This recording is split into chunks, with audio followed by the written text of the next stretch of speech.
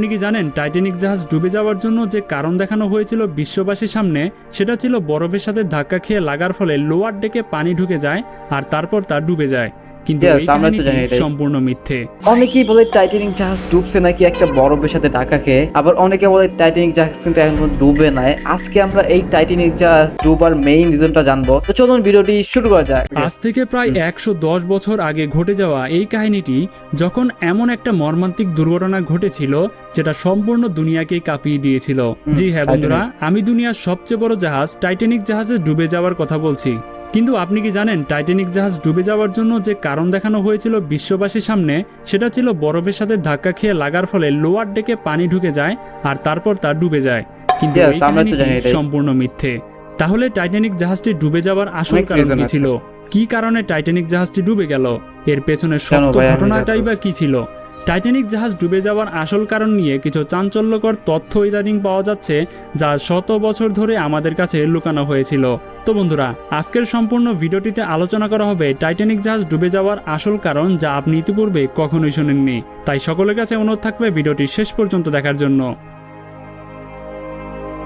Titanic এটা এমন এক ধরনের জাহাজ যেটা সেই সময়কার দুনিয়ার সবচেয়ে বড় এবং লাক্সারি জাহাজ ছিল, যেটাকে দ্য আনসিঙ্কেবল শিপ নামেও জানা যায়। এই বিশাল বড় জাহাজটি বানানোর জন্য 26 মাসের কঠিন পরিশ্রম করতে হয়েছে।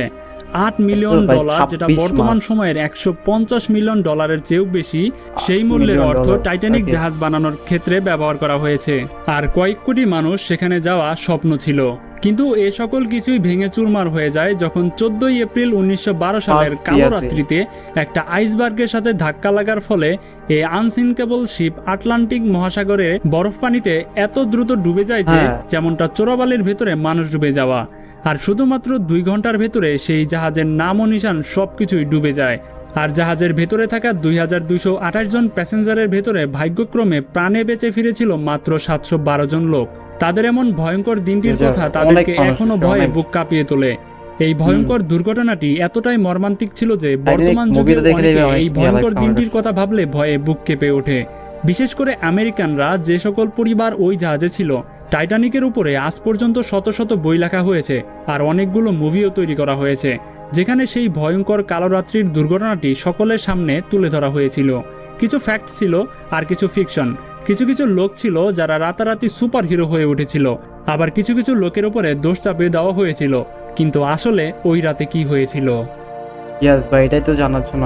এত বড় জাহাজ শুধুমাত্র একটা আইসবার্গের সাথে ধাক্কা লাগার ফলে এক নিমিষেই কিভাবে ডুবে যেতে পারে? আপনার যদি জাহাজ যখন আপনার ঘাটে যায় তখন হচ্ছে কিন্তু ওই যে একটা থাকে না, ওটার সাথে ধাক্কা খেলে কোনো সমস্যা হয় না। মানে বিভিন্ন লঞ্চ থাকে না, ওগুলো তো হচ্ছে একেবারে সাথে যায়, তো কোনো সমস্যা হয় না। তাহলে ভাই একটা আইসবার্গের সাথে ধাক্কা খায়, ভাই এটা ভাই মানা গেল না। এত বড় জাহাজের দায়িত্বে থাকা যে সকল লোকদের বিশ্বের দুর্নীতিবাজ বলা হয়, আসলে কি তারা জাহাজের সাথে দুর্নীতি করেছিল নাকি এটা তাদের দুর্ভাগ্য ছিল?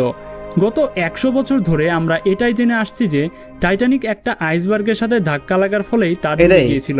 অনেকে তো বলতেছিল যে টাইটানিক এখন ডুবেই নাই, কারণ মানে অনেকে বলতেছিল যে কেন ডুবে না, এটা বলতেছি ওটার মতো নাকি আরেকটা জাহাজ ছিল, ওইটাকে নাকি এক্সচেঞ্জ করে তারপর দেওয়া হয়েছিল। আমি আসলে বিষয়টা সম্পূর্ণ ক্লিয়ার না, বাট আমি শুনছি যেটা, এটাই জাস্ট বলতেছি আমি আপনাকে। তো আপনি একটু ভেবে দেখুন, এই জাহাজটি বানাতে 26 মাস কঠোর পরিশ্রম করতে হয়েছিল। আর ওই জাহাজের ব্যবহার করা সকল টেকনোলজি ছিল একদমই লেটেস্ট, ইকুইপমেন্টগুলো ছিল অনেক শক্তিশালী। তাহলে শুধুমাত্র একটা আইসবার্গের সাথে ধাক্কা লাগার ফলে টাইটানিক কিভাবে ডুবে গেল? ইদানিং এক রিসার্চ থেকে এক চাঞ্চল্যকর তথ্য বিশ্ববাসীর সামনে ফাঁস করে দেওয়া হয়েছে। সেটা হলো টাইটানিক ডুবে যাওয়ার আসল কারণ আইসবার্গ নয়, বরং ওই জাহাজে লাগানো আগুন ছিল।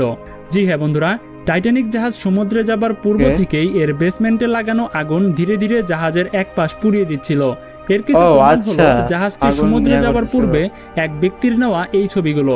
এই ছবিটা একটু ভালোমতো লক্ষ্য করলে আপনি দেখতে পাবেন একটা বড় কালো ব্ল্যাক হোল জাহাজের এক পাশে দেখা যাচ্ছে। যখন একজন জার্নালিস্ট এই ছবিটি দেখে, তখন টাইটানিক নিয়ে সে আরও বেশি রিসার্চ করতে থাকে। আর রিসার্চ করে তিনি এটাই রিপোর্ট তৈরি করেন যে টাইটানিক জাহাজ ডুবে যাওয়ার আসল কারণ আগুনই ছিল। এই আগুনের তাপ এতটাই বেশি ছিল যে অনবরত তা জ্বলতে চলতে জাহাজের একপাশে কালো রাউন্ড ব্ল্যাক স্পট তৈরি করে ফেলেছে। এই আগুন বেসমেন্টে থাকা জাহাজের মেটালকে 95% দুর্বল করে দিয়েছিল। আর দুর্ভাগ্যবশত কাকতালীয়ভাবে সেই জায়গাটাতে বরফের ধাক্কা লাগে যেখানে ওই আগুন ছিল, সেখানকার মেটালের কার্যক্ষমতা কমে যাওয়ার কারণেই বরফের ধাক্কায় সেই অংশটুকু সম্পূর্ণরূপে ভেঙে যায়, যার কারণে টাইটানিক ডুবে গিয়েছিল। এখানে আশ্চর্যজনক একটা বিষয় হলো, যারা টাইটানিক প্রজেক্টে ইনভলভ ছিল তারা জাহাজের ভেতরে এই আগুনের ব্যাপারে সবকিছুই জানতো। তারা এটাও জানতো যে এই আগুনের কারণে টাইটানিকের ভেতরে থাকা প্যাসেঞ্জারের বড় ধরনের দুর্ঘটনা ঘটতে পারে। কিন্তু যতক্ষণে কর্তৃপক্ষ জানতে পারে এই আগুনের কথা, ততক্ষণে জাহাজের সকল টিকিট বিক্রি হয়ে যায়। এমন সিচুয়েশনে যদি জাহাজ কর্তৃপক্ষ জাহাজটিকে সমুদ্রে না ছাড়তো, তাহলে সেই কোম্পানির অনেক বড় লস হয়ে যেত। এই কারণেই অথরিটি মনে করে প্যাসেঞ্জাররা যেন এই আগুন সম্পর্কে না জানতে পারে, এর জন্য জাহাজ ছাড়ার দিন জাহাজটি একদিকে বাঁকা করে রাখা হয়েছিল, যাতে আগুনের তাপে তৈরি হওয়া ব্ল্যাক স্পটটা যেন কোনো প্যাসেঞ্জার না দেখতে পারে। শুধুমাত্র আগুন না, এর বাইরেও আরো কিছু কারণ রয়েছে যার কারণে টাইটানিক জাহাজ ডুবে গিয়েছিল। এর মধ্যে সবচেয়ে প্রধান এবং মূল কারণ হলো জাহাজের বাইনোকুলার না থাকা। বর্তমানে বিভিন্ন জাহাজে বাইনোকুলার নিয়ে সবসময় চারদিকে নজর রাখে, আর সামনে কোনো বিপদ থাকলে সেটা সময়ের পূর্বেই যথাযথ ব্যবস্থা নেওয়া হয়। কিন্তু এরকমটা টাইটানিকে হয়নি। এখন আপনি হয়তো ভাবছেন, এত বড় জাহাজে কেন বাইনোকুলার থাকবে না? আসলে টাইটানিক জাহাজে বাইনোকুলার ছিল, কিন্তু সেটা অফিসারদের কাছে ছিল বিধায় এটা একটা লকারে আটকানো ছিল। এই লকারের চাবি ডেভিড ব্লেয়ার নামক এক অফিসারের কাছে ছিল, যাকে জাহাজ ছাড়ার লাস্ট মিনিট পূর্বেই রিপ্লেস করে দেওয়া হয়েছিল। আর দুর্ভাগ্যবশত ডেভিড ব্লেয়ার তার রিপ্লেসমেন্ট অফিসারের কাছে সেই চাবি দিতে ভুলে যায়। আর এই বিষয়টি জাহাজ চালানোর 3 দিন পর তারা জানতে পারে। সেই রাতে যদি আগে থেকেই বাইনোকুলার ব্যবহার করা হতো, তাহলে আগেই বরফ দেখতে পেত, আর এর জন্য প্রয়োজনীয় ব্যবস্থাও নিতে পারত, আর এই ট্র্যাজেডিটা হতোই না। কিন্তু শিপ চালানোওয়ালা অফিসারদের ভয় এবং প্যানিকও একটা উল্লেখযোগ্য কারণ হতে পারে টাইটানিক জাহাজ ডুবে যাওয়ার জন্য। যখন জাহাজ স্টিয়ার কারনেওয়ালা অফিসার রবার্ট হিসেন্সকে আইসবার্গের খবর পায়, তখন সে অনেক বেশি ঘাবড়ে যায়, যার ফলে জাহাজকে সে উল্টো দিকে মোড় ঘুরিয়ে নেয়। সেই সময় এই কনফিউশন এর জন্যই তৈরি হয়েছিল, কেননা সেই যুগে জাহাজ চালানোর দুটো প্রক্রিয়া ছিল, একটা হচ্ছে টিলেন অর্ডার আর একটা হচ্ছে রাডার অর্ডার। টিলেন অর্ডার অনুসারে একটা জাহাজকে ডান দিকে মোড় ঘোরানোর জন্য বাঁ দিকে স্টিয়ারিং ঘোরাতে হয়, আর টাইটানিক শিপ এই টিলেন্ট অর্ডার অনুসারেই চলতো। কিন্তু বেশি দ্রুততা এবং ঘাবড়ে যাওয়ার ফলে রবার্ট হিচেন্স রাডার অর্ডার মনে করে ভুল দিকে ঘুরিয়ে ফেলে, ফলে জাহাজ আইসবার্গ থেকে দূরে যাওয়ার বদলে সরাসরি বরফের সাথে ধাক্কা খায়, আর এমন সিচুয়েশনে জাহাজটি ডুবে যায়।